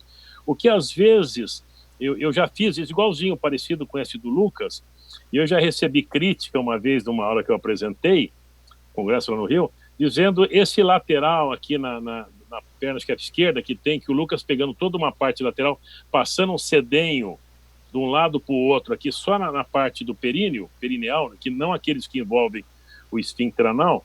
Eu já vi crítica, Sobrado, mas se tem esse lateral, de fato não precisa, é só você drenar, ampliar os orifícios externos e colocar um sedenho naquele trajeto que vai para o canal anal. O que acontece é o seguinte, às vezes essa loja que o Lucas colocou na parte lateral esquerda aqui, que eu estou vendo, né, de um lado para o outro, às vezes a loja é funda, o trajeto é fundo, se você não colocar esse sedenho também, tem risco de refazer o abscesso. E eu já tive que reoperar um paciente porque eu não coloquei esse sedenho lateral aqui do lado esquerdo do paciente. Então, em algumas situações, E esse outro sedenho lateral a gente tem que colocar assim como o Lucas colocou. Acho que está muito bem. Talvez eu faria um destelhamento, é claro, depende da hora e quem está no momento, né? Mas eu talvez faria um destelhamento. Normalmente eu faço um pouco menor do que isso que o Lucas fez. E acho que como desvantagem, né, Sobrado, se optar por não destelhar tanto, você acaba deixando mais sedenhos, né? Então aí Exatamente. Você faz as comunicações entre aqueles orifícios externos que a gente viu no início, então fica com mais sedenhos, pode parecer uma foto mais congestionada aí, mas eu acho que no fim o resultado final acaba sendo bom, porque o fundamental foi feito aí, que é permitir a drenagem dos orifícios internos, né? Exato. Só para um comentário da audiência, que a Renata Bandini Vieira, ela comenta justamente desse dreno, que o dreno à esquerda ali, na direita, para quem está olhando, né, que ela não tinha compreendido, porque não pegava a musculatura, mas o Sobrado respondeu a questão dela. O Carlos Alberto de Castro também fala que nesses doentes pré-operatório, pré-uso de anti-TNF, lógico que a gente tem que fazer estudo com a ressonância e ver se tem coleções, como já foi comentado. Vamos em frente, então, Lucas? Vamos lá. Então, no pós-operatório, o paciente recebe profloxacina e metronidazol por 30 dias. A gente gosta bastante de aplicação de nitrato de prata a 20% na ferida para a gente manter o pertuito da fístula. Então, um debridante leve, banho de assento. E nesse momento eu já solicitei os exames para iniciar o tratamento medicamentoso, pensando numa terapia sistêmica para o paciente. Pronto. Então, agora acho que é para o Matheus e para... Ele já comentou isso, Natália, né? Acho que a gente já comentou, isso aí né? já foi comentado, né? Já comentou, né? O uso do biológico, que seria o TNF, que a gente e tem. Não tem dúvida, né? E comoterapia, né? Então, foi o que foi feito. Em junho de 2019, iniciamos o infliximab, na dose convencional de 5 mg por quilo a cada 8 semanas, associado à azatioprina. E o paciente evoluiu bem, em 6 meses, em fevereiro, ele estava com hábito intestinal de 4 evacuações por dia, ele já falou que já tinha essa média antes da doença de Crohn, estava com pouca secreção perianal, com sedenhos pérvios, ausência de dor abdominal e deu 8 quilos no período. Os exames melhoraram, o PCR ainda estava um pouco elevado, e a gente fez a solicitação da colonoscopia para avaliar como que estava o reto, que é o que a gente é o melhor parâmetro para a gente avaliar uma boa resposta à doença de Crohn perianal.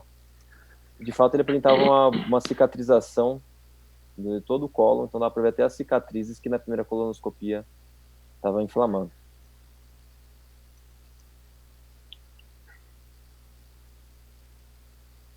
E agora? Então, é um paciente que tinha uma doença perianal, a doença do reto, foi tratado a parte perianal, foi entrado com biológico junto com a azatioprina, e agora nós vamos seguir esse paciente, né? Então,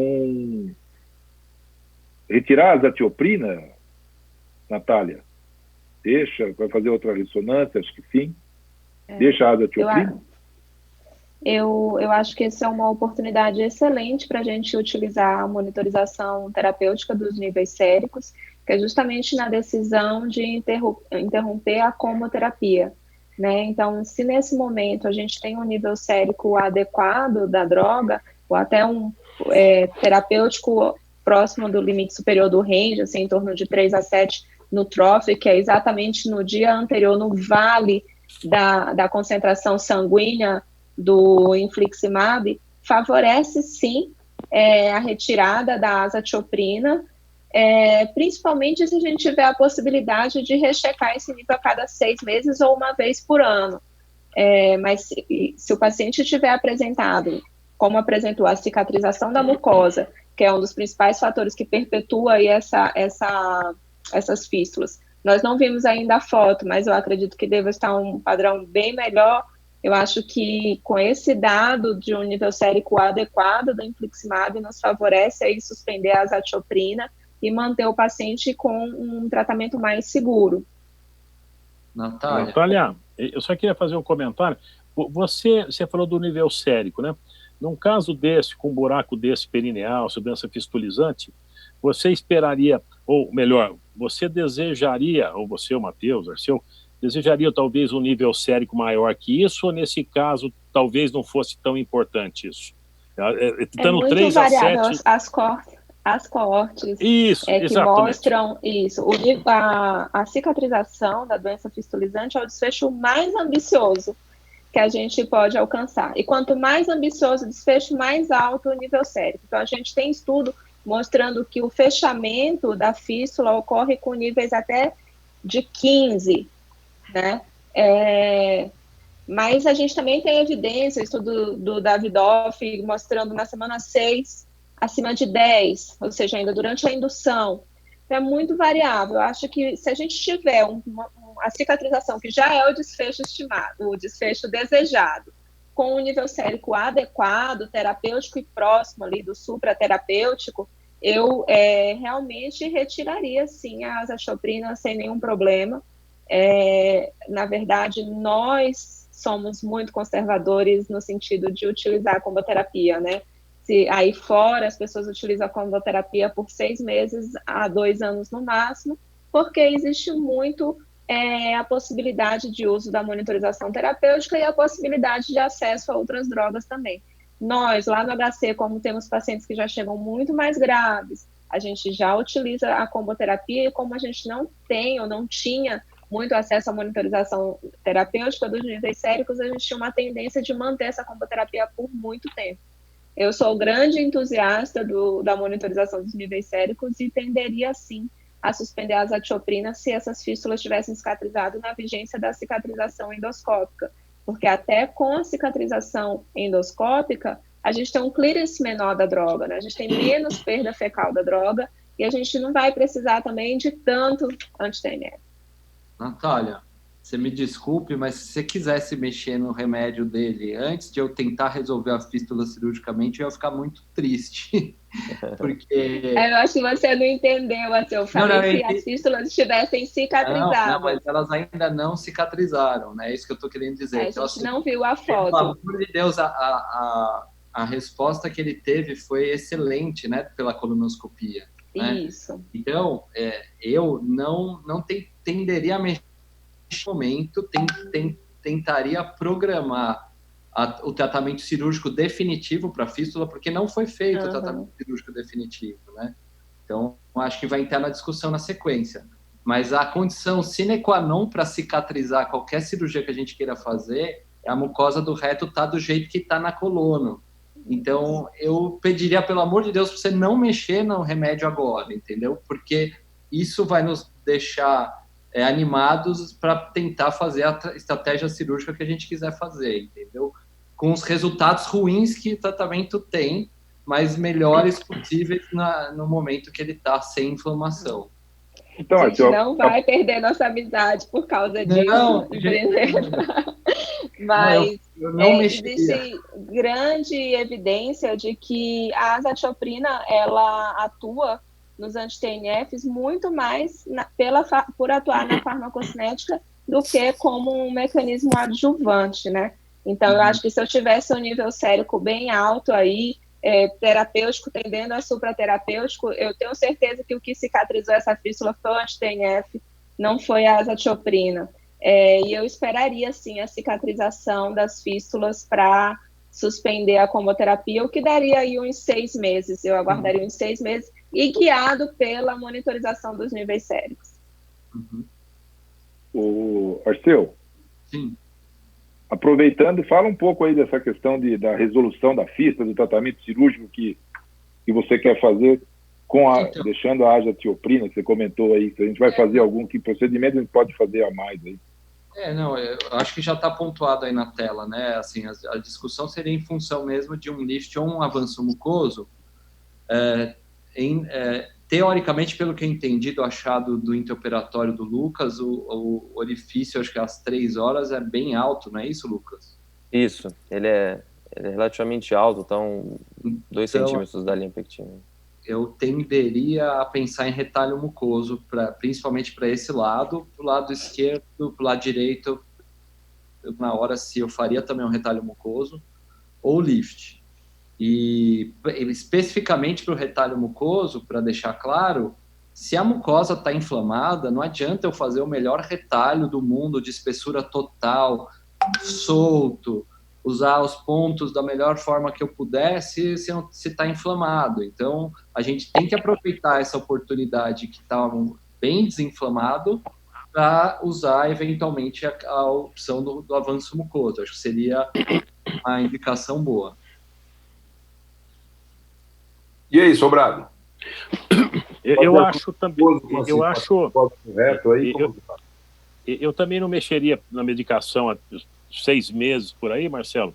Depois faria o estudo endoscópico, se cicatrizou toda a mucosa. Eu gosto muito nessas situações de fazer um avanço de retalho, né? Então nós temos um trabalho publicado de avanço de retalho, esse mucoso. Eu acho que é uma boa técnica para esses casos, e talvez eu faria dos dois lados. Talvez em algumas situações que o Luquinha não colocou aí, que eu acho que também tem a sua indicação, e tem poucos casos também, nada com evidência robusta, né, é o lift, né? O lift não, o VAST, né? Colocar aquele fistuloscópio, você teria esses trajetos longos, né, mais altos, você teria condições de lavar tudo isso, lavar com soro, talvez cauterizar, e depois associar isso a um retalho mucoso. Lá na Itália, eu vi lá em Gênova, aquele Piercarlo Mineiro, o pessoal que estava todo lá que mexe com física, eles utilizavam, e aquele tem outro alemão também, eles utilizavam o VAST para lavar o trajeto, e para fechar o orifício interno, Marcelo, eles faziam um avanço de retalho, eles tinham um contor pequenininho, um contor pequenininho, que ele passava 2 pontos no orifício interno dentro do canal anal, colocava o anoscópio, tracionava aquilo, e com um contor dentro do ânus ele entrava e grampeava, pegando grande parte da massa muscular ao invés de fazer um retalho. E eles falavam que o resultado é bom, eu tenho dúvida disso, mas eu acho que de qualquer forma, como final, o avanço de retalho, eu acho que é uma boa opção se cicatrizar toda a mucosa. Tá bom, só para lembrar para a audiência, né, porque nós temos nossa audiência toda, que fistulotomia nunca, né? Deixar assim, é melhor deixar com o sedenho e essas opções, o avanço mucoso, de retalho mucoso, ou o lift, a ligadura do trajeto interesfincteriano, são as opções que nós teríamos, e outras situações que não mexa com esfíncter. Vamos lá, Lucas? Vamos, não. Realmente, nesse caso, a gente está, como ele voltou agora, e essa era a situação de agora, a gente está programando realmente fazer um retalho, mas isso vai depender realmente do intraoperatório. Bom, vamos para o próximo caso, que ele é um pouco mais curto. Então, vamos mais rápido. Para o último caso, aí a gente já comenta, acho que ele todo, e a gente para se precisar. Bom, paciente masculino, 38 anos, doença de Crohn desde 2009, também uma doença colônica e não penetrante não estenosante, e o paciente era tabagista, 16, maçuano. Ele refere a 3 meses uma dor em região perianal, associada à saída de secreção purulenta e abaulamento local, associado ao aumento do número de evacuações, estava com 8 evacuações líquidas por dia, estava com uma perda de 8 quilos em 3 meses, que correspondia a 10% do peso. Ele estava em uso de infliximab, dose otimizada, a cada 8 semanas, nos últimos 2 anos, associada à azatioprina. Ele fez uso de infliximab na dose convencional por 6 anos, ele falou que ficou muito bem, sem nenhum sintoma, só que após 6 anos começou a ter um aumento nos sintomas, então optaram por otimização e associar a azatioprina. Ele tinha uma drenagem de abscesso perianal em 2010, que ele falava que era um abscesso que pegava a região posterior dos 2 lados. Esse era o exame físico, então, em março de 2019, ele tinha uma coleção anterolateral direita associada a um trajeto fistuloso lateral direito, e dá para ver as 2 cicatrizes na região posterolateral direito e esquerda, que correspondia à drenagem prévia. Esses os exames complementares, ele tinha, o que vinha alterado era o PCR e a calprotectina. A colonoscopia mostrava ulcerações esparsas em cólon, mas principalmente ângulo hepático e reto. E a interressonância demonstrava abscesso pararretal direito, associado a 2 trajetos fistulosos. Uma fístula transesfincteriana às 10 horas, associada à coleção subcutânea, e fístula transesfincteriana às 8 horas, com hiperrealce do trajeto, que sugere a atividade da doença. Então foi indicado o exame proctológico sob anestesia, novamente identificados os abscessos subcutâneos associados aos trajetos, novamente foi feito o estelhamento dessas lojas e a passagem de sedenho. Certo. Bom, então é um paciente que tem a doença perianal, uma doença de cólon pouco intensa, e que vinha, então, com a história do infliximab, inicialmente em monoterapia, ficou 6 anos, depois foi para a comboterapia, acho que eu podia discutir a comboterapia aí também, né? E foi otimizado e teve toda essa situação. O que nós vamos fazer agora, né? Tem uma perda de resposta secundária ao infliximab, como é que a gente age nesse paciente? Então, acho que aí iria novamente para os nossos gastroenterologistas clínicos, para o Matheus e para a Natália, para falar um pouco sobre esse caso e completá-lo. Acho que está muito claro a perda de resposta secundária ao infliximab. Idealmente aqui, como a Natália comentou no caso anterior, seria a monitorização, a dosagem do nível sérico do infliximab no vale, né? Idealmente logo no dia da infusão, da nova infusão do infliximab, para a gente observar o nível da droga.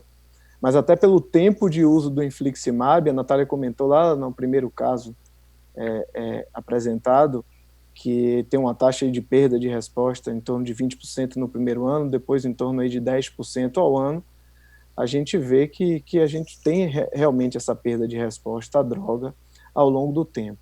O ideal é que se inicie a comboterapia, e aí, posteriormente, se a gente conseguir monitorar o nível sérico do infliximab, a gente pode pensar em suspender a azatioprina, e aí seria interessante também continuar monitorando esse paciente por conta da possibilidade de desenvolver imunogenicidade e esse nível sérico do infliximab ir reduzindo. Mas na impossibilidade do nível sérico, acho que fica muito claro que ele já está com a droga otimizada, né? 10 mg por quilo a cada 8 semanas. Em comboterapia, a azatioprina foi iniciada posteriormente, pode ajudar, mas o ideal, como eu comentei, seria já iniciar a comboterapia. Eu acho que a gente precisa trocar o biológico, visto que a doença está ativa, ele tem atividade em reto, tem PCR alterado, tem calprotectina alterada. Como ele teve boa resposta ao infliximab, a minha tendência seria manter o mecanismo de ação. Então, seria a troca para o adalimumab, eu manteria a azatioprina e trocaria para o adalimumab, justamente por ele já ter tido uma boa resposta ao infliximab, além do que os anti-TNF são as drogas que têm maior experiência em relação à eficácia na doença perianal. Os novos biológicos poderiam ser uma opção, mas nós temos menos experiência em relação aos efeitos dessas drogas na doença perianal. Alguns colegas já iniciaram, já têm uma experiência interessante, mas a gente não tem uma publicação interessante focada em doença perianal, tanto para vedolizumab quanto para ustekinumab ainda. Isso não quer dizer que não dá para utilizar. Essa experiência está sendo construída. Diga, Seu.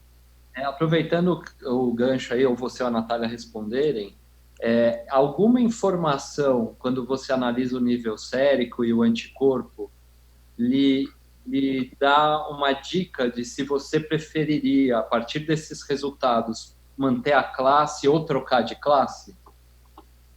Sim, sem dúvida nenhuma. Quer falar, Natália, você que é uma estudiosa aí dos níveis séricos? Mas sim, sem dúvida nenhuma, sim. A Natália gosta do TDM. Pois é. Primeiro de tudo, eu queria falar de quando a gente não tem o TDM, que eu acho que é a realidade, né? Então, assim, às vezes as pessoas, ai meu Deus, e agora, como eu vou manejar a perda de resposta se eu não tenho TDM? Acho que esse caso é em questão, né? O que é TDM? A monitorização terapêutica dos níveis séricos. Então, se não existe a possibilidade de dosar os níveis séricos e o paciente perdeu resposta, mais de 50% das vezes, 51% das vezes, esse nível sérico vai estar baixo na ausência de anticorpos. E isso é o que subsidia a nossa conduta de otimização às cegas, que é inclusive respaldada pelo PCDT da doença de Crohn e agora pelo PCDT da retocolite, que saiu também, protocolo clínico e diretrizes terapêuticas do SUS para uso do anti-TNF. Então, a gente realmente, a otimização às cegas não está errada. é a conduta padrão, né? Se você não tem a monitorização dos níveis séricos. No entanto, em mais ou menos 25% dos casos, esse nível vai estar baixo e você vai ter anticorpo. Isso é uma falência farmacocinética, porque o nível sérico está baixo, imunomediada. Nesse caso, a tendência é você mudar dentro da mesma classe, porque é uma perda secundária. O paciente já respondeu aquele mecanismo de ação no passado e provavelmente perdeu resposta pela presença dos anticorpos que estão neutralizando a droga e deixando o nível sérico baixo. Se você monitorizar e o nível sérico for adequado, aí não independe muito a presença dos anticorpos, não vai te dar muita informação, porque provavelmente esses anticorpos não são neutralizantes, porque o nível sérico da droga está adequado. E esse paciente perdeu resposta ao mecanismo de ação. A despeito do nível sérico adequado, ele continua sem responder. E isso indica uma troca para um outro mecanismo de ação. Natália, e você acha que essa decisão, em geral, é melhor ser tomada, por exemplo, depois do ato cirúrgico, né? Porque pode ser que alguma situação ali, por exemplo, imagine que houvesse um abscesso ali que poderia estar, por exemplo, aumentando o número de evacuações, por dar tenesmo, etc. Essa decisão, acho que seria tomada realmente só depois que você tem o ato cirúrgico e vê o que acontece e aí decide, não é? Na verdade, até me preocupa ver um paciente com uma sepse perineal como essa, com abscessos, coletando secreção na vigência de uma imunossupressão em comboterapia, em dose alta. Eu não sei quanto que ele estava pesando, mas daí pelo menos uns 2,5 miligramas por quilo de azatioprina em combo. Então, realmente a drenagem da região perianal é mandatória nesse caso. Eu gostaria de fazer um questionamento também, Marcelo, acho que é interessante. O pico bimodal aí da doença de Crohn, nós temos visto uma tendência de alguns pacientes acima dos 60, 70 anos, né? E eu tive agora, o ano passado, 2 casos com fístula perianal em pessoas acima dos 65 anos de idade. Uma senhora até obesa, a outra não, uma de São Paulo do interior.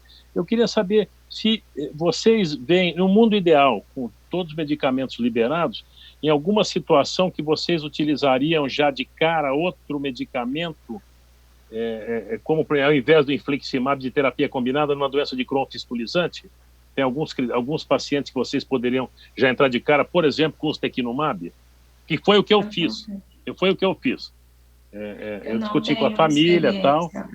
Eu não tenho experiência pessoal com isso. O que eu posso te dizer é que os resultados dos estudos pivotais que tinham com o ustekinumab, os pacientes que tinham doença fistulizante tiveram em torno de 30% de melhora.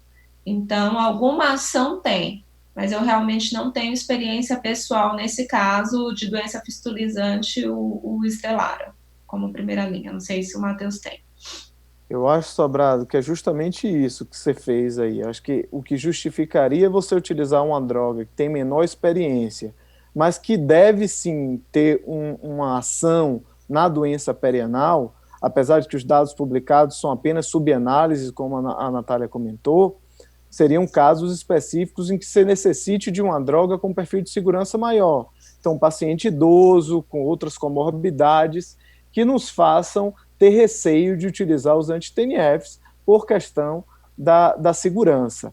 Mas mesmo assim, se fosse uma doença perianal muito complexa, mesmo sendo idoso, talvez eu escolhesse utilizar o anti-TNF em monoterapia e ali monitorando o nível sérico para não estar utilizando a azatioprina. Eu acho que a azatioprina, que é uma droga que a gente fica com receio maior em paciente idoso, principalmente pela questão do risco do linfoma. Tá, viu, Matheus, eu concordo com você, eu também acho isso, mas você sabe o que me ajudou muito nesses 2 casos?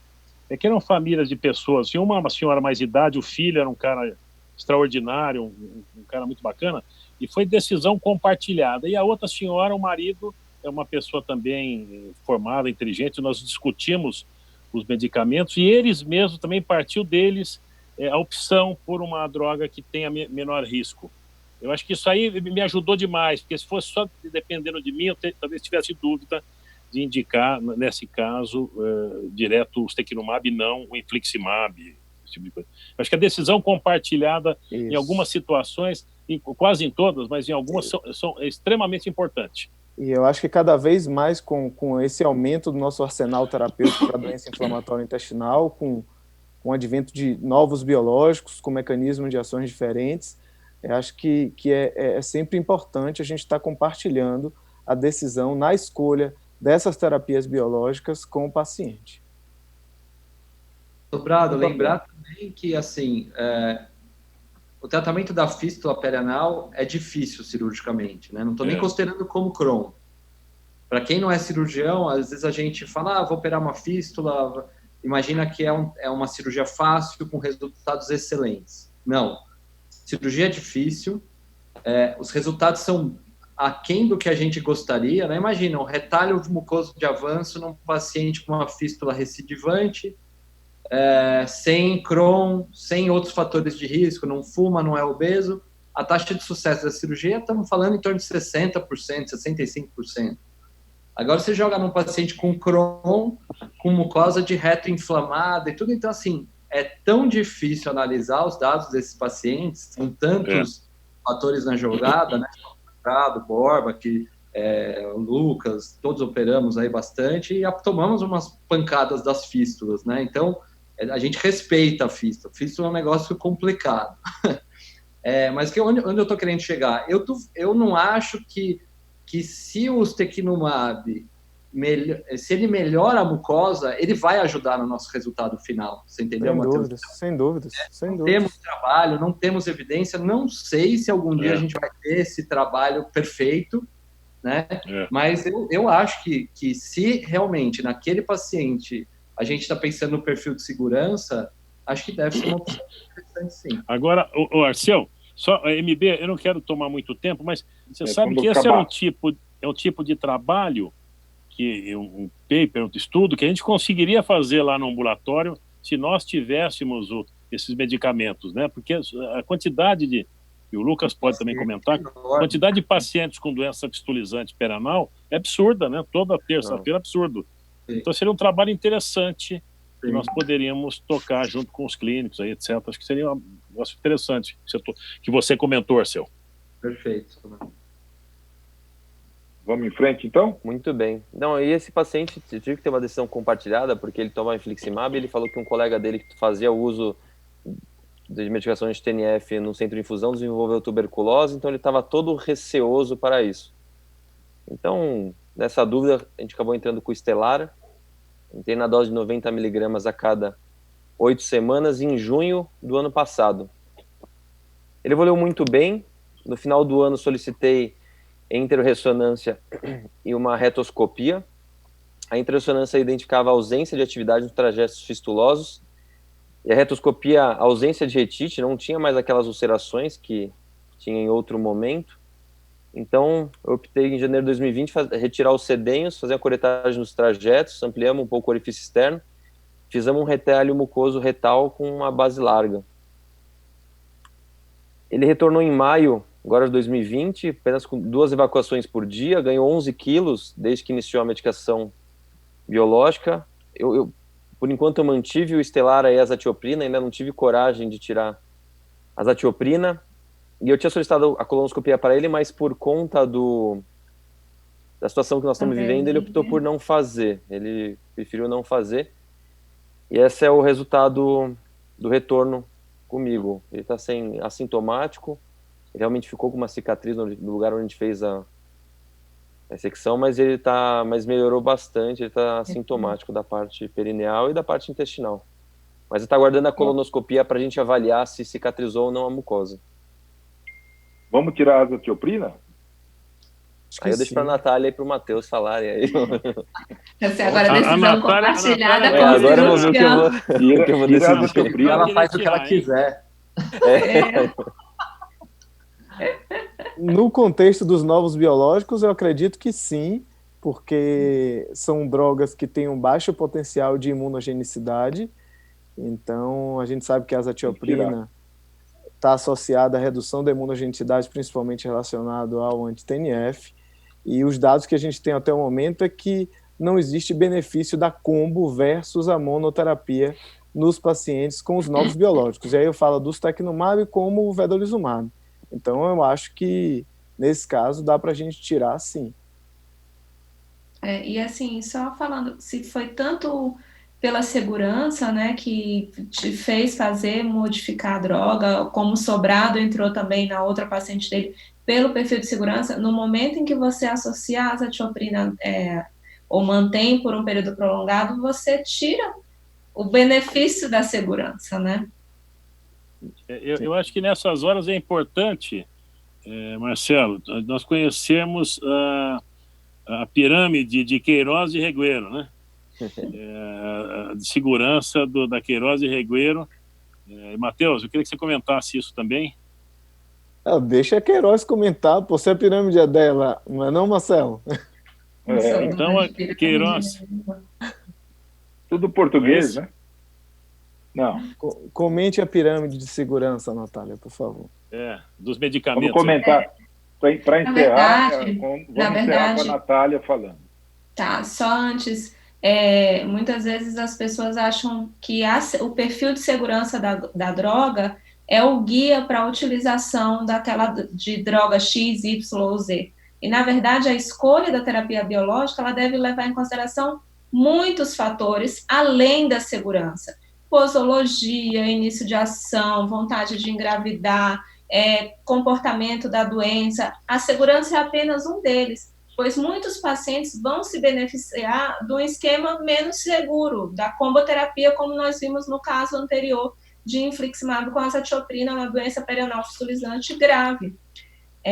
Mas, hierarquicamente, compilando os dados aí dos estudos pivotais, dos estudos de extensão e até das bases de dados populacionais, que, claro, são mais robustas para os anti-TNFs por conta do período pós-comercialização mais longo, hierarquicamente a gente tem que as terapias menos seguras são realmente os esteroides, os corticosteroides, depois a comboterapia, tofacitinib, anti-TNF mono, com vedo e ustekinumab no topo da pirâmide como os agentes biológicos mais seguros.